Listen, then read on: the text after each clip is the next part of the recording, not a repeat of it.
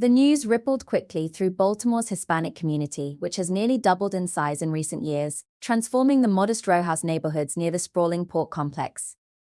Churches held vigils for the missing workers, and advocacy groups quickly raised $98,000 for the victims' families. Some said they were not surprised that all of the victims were immigrants, even though they account for less than 10% of the population in Maryland's largest city. One of the reasons Latinos were involved in this accident is because Latinos do the work that others do not want to do. We have to do it, because we come here for a better life. We do not come to invade the country, said Lucia Ailes, president of Comité Latino de Baltimore, a nonprofit group. Hispanic workers are more likely than other racial and ethnic groups to die on the job, according to the U.S. Bureau of Labor Statistics, with construction being a particularly deadly industry. Government and industry figures show that Hispanics are overrepresented in high-risk jobs: 51% of construction workers, 34% of slaughterhouse workers, and 61% of landscaping workers. The workers on the Key Bridge were employed by Brawner Builders, Inc., a local construction company that has done extensive work for the state and has been cited 7 times since 2018 for safety violations.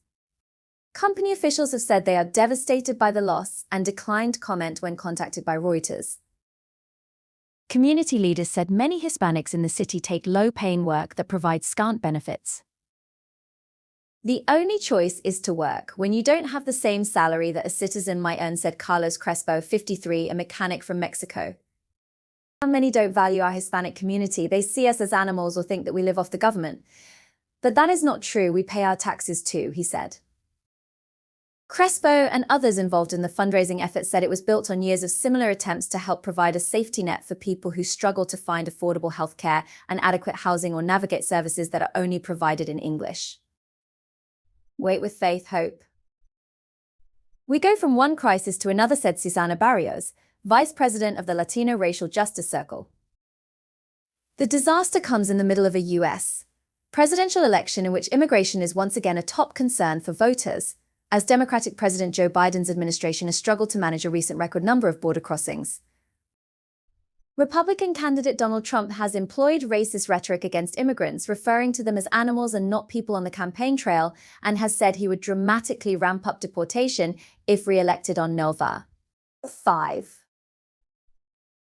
Baltimore, which has struggled with high crime and a poverty rate nearly double the national average, historically hasn't been home to a large Hispanic population, but the community has grown in recent years.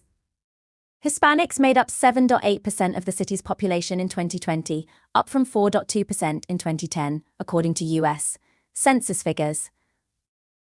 Nelson Amaya, a pastor of a Pentecostal church in the nearby suburb of Severn, said many Central American immigrants have moved from nearby Washington, D.C. suburbs in search of jobs and more affordable housing. Many Hispanic markets, restaurants, and other businesses have opened in recent years, he said. In more or less the last 5 years, the Hispanic population here has grown a lot, he said. That has a big impact on the economy.